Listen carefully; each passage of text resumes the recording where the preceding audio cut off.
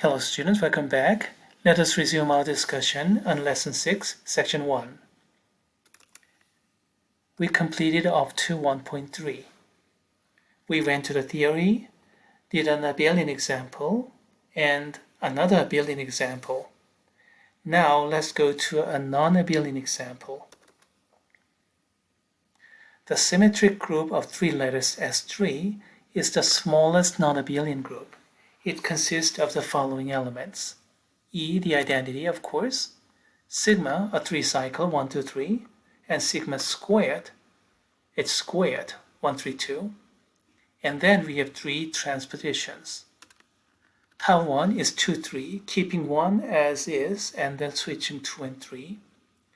The transposition Tau 2, keeping 2 as is, and switching 1 and 3. And finally, the transposition Tau 3, keep 3 as is and switch 1 and 2.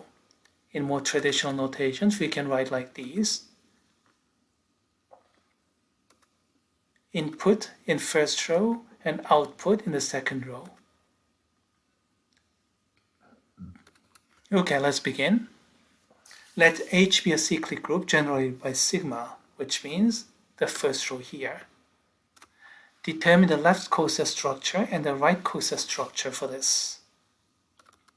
So we have the subgroup like this, and then we have to determine XH and HX.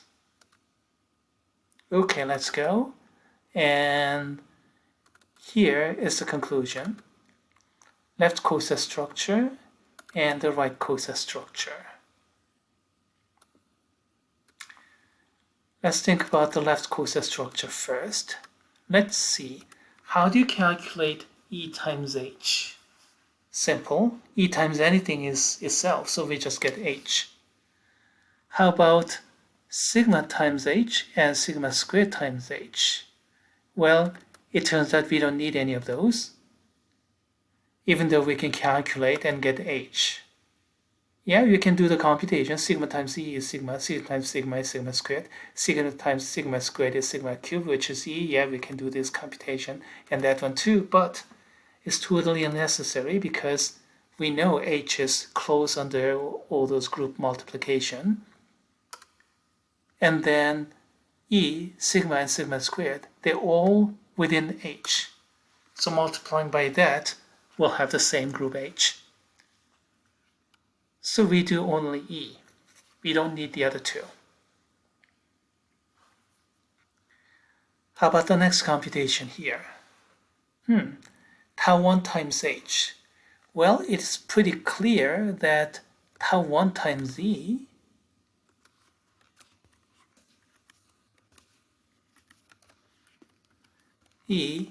is just Tau 1. No problem there. How about Tau 1 times sigma?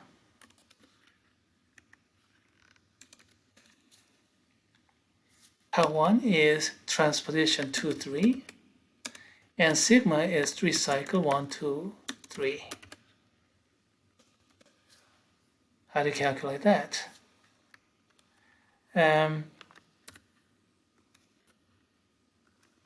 Okay, there you go.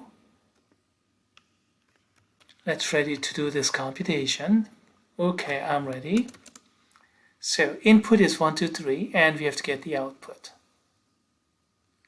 Okay, this is composition, so right hand side first, and then the left hand side. 1 goes to 2, and then 2 goes to 3. So 1 is going to 3. Make sense? Right hand side first, 1 goes to 2, and then 2 goes to 3. Consequently, 1 goes to 3.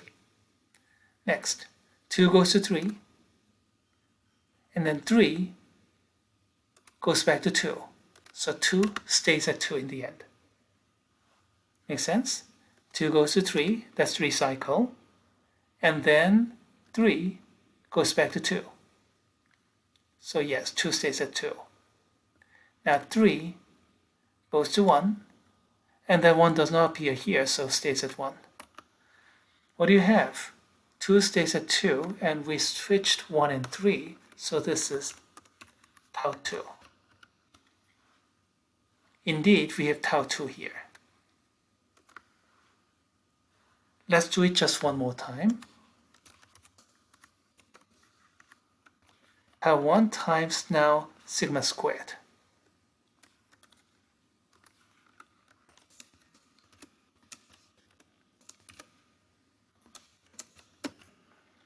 So 1, 2, 3, and then another 1, 2, 3. So 1 goes 2, and the 2 goes to 3. So yes, 2 goes to 3, and 3 goes to 1. So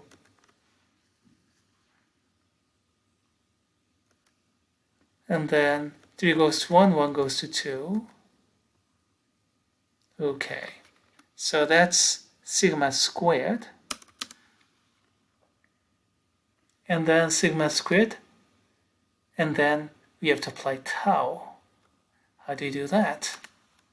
Well, let's go ahead, prepare the input-output.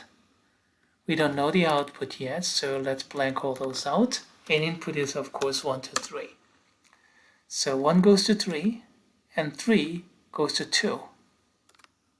Indeed, we get this. Next, 2 goes to 1, and that's it. 1 does not appear here, so 2 goes to 1. And then 3 goes to 2, and then 2 goes to 3. In the end, 3 stays at 3. So what do we have? 3 stays the same, and switching 1 and 2, yeah, we have the transposition, tau 3.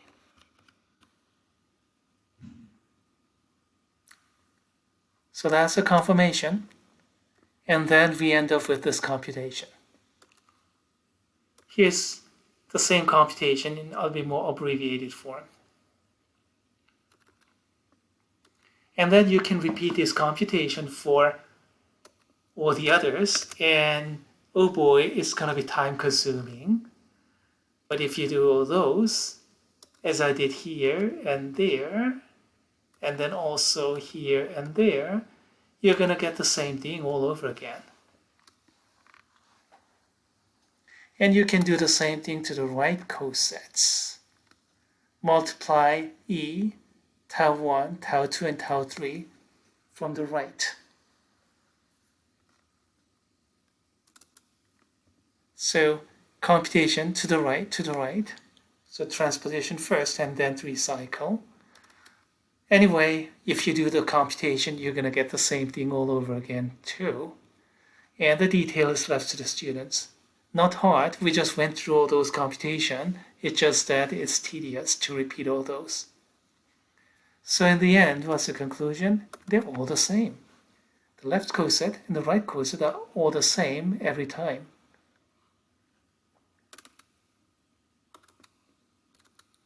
Okay, that was part A. How about part B? Let K1 be the cyclic group generated by tau 1. So E tau 1, that's it. And then let's find the coset structure. Left coset and right coset. So you have to do all these computations.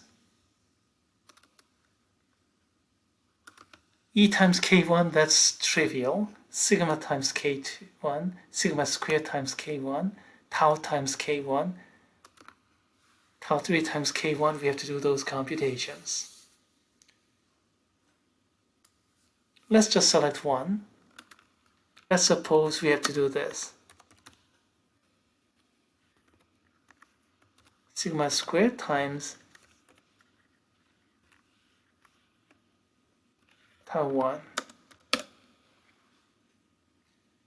So that's 132 times 2, 3. Is that it? Yeah, leaving 1 as is and then switching 2 and 3. Okay, let's get the preparation.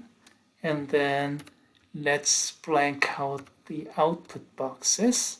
Input is of course 1, 2, and 3. Okay, alright. 1 is not affected by this. And then here 1 goes to 3. So yes, 1 goes to 3.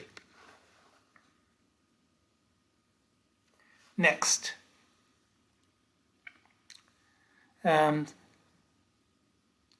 goes to 3, and then 3 goes to 2.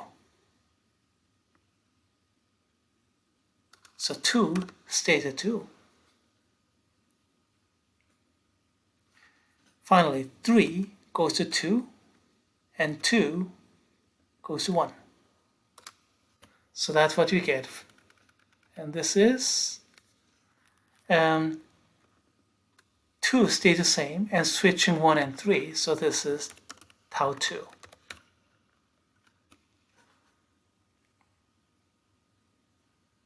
So sigma squared times k1 is sigma squared times e, so that's sigma squared, and sigma squared times tau 1 is tau 2, as we just calculated. And you can calculate the others in similar fashion. Now, how about the right cosets? You can do something similar. Let's see if we did this one. So why don't we take this one? E times sigma squared, that's trivial. So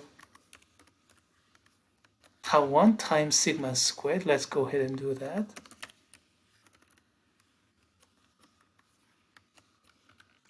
So that's 2, 3, and that's 1, 3, 2. And then the input is 1, 2, 3. The output, let's blank those out. And what are those? 1 goes to 3, and then 3 goes to 2. So 1 goes to 2. 2 goes to 1 and stays at 1. 3 goes to 2, and 2 goes to 3. So in the end, 3 stays at 3. So what is this? This is tau 3. Indeed. So the conclusion, these two we calculated are different. Likewise, you can calculate all those, and then in the end, you're going to get this kind of conclusion. They're not the same in general. So the left coset and right coset are always the same for abelian groups, but for non-abelian groups, not always. Sometimes they are the same. In this case, they are. Sometimes they are different. When are they the same? When are they different? Well, that's something we'll have to study in, let me see, in 2, maybe 3 weeks. It's related to the condition of the normal subgroup and factor groups and things like those. Okay, so much for section 1, and we're going to cover section 2 in separate videos.